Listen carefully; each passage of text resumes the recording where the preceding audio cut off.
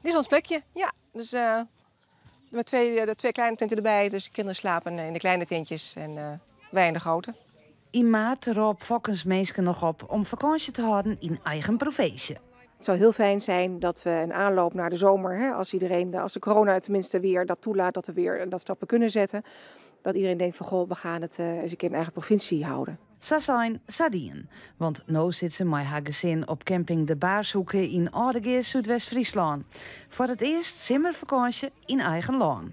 Het is wel de eerste keer. We zijn vaak richting Italië of Frankrijk of wat warme oorden, juist omdat we kamperen. Maar het bevalt prima. Een protest van de coronamaatregels hebben ze op de camping net. En de band vermijdt je haar een poerbest.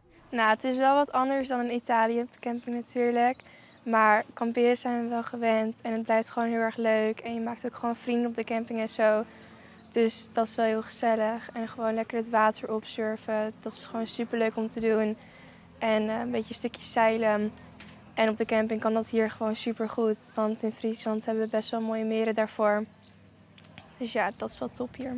Naast de oproep om de mensen om in de eigen provincie op vakantie te gaan, docht Fokkens nou ik een oproep om de Friese campings. Nou, ik denk dat er heel veel aanbod is, maar het is denk ik wel zaak dat het aanbod ook wel gericht is op jeugd. Want de jeugd die nu komt, die komen later ook met een eigen gezin hier naartoe. Dus ik denk wel dat het zaak is dat men daarop inspeelt, op de behoeftes van de jeugd. Nou ja, wat dat betreft deze camping heeft het echt wel inzicht door al die watersportmogelijkheden die er zijn.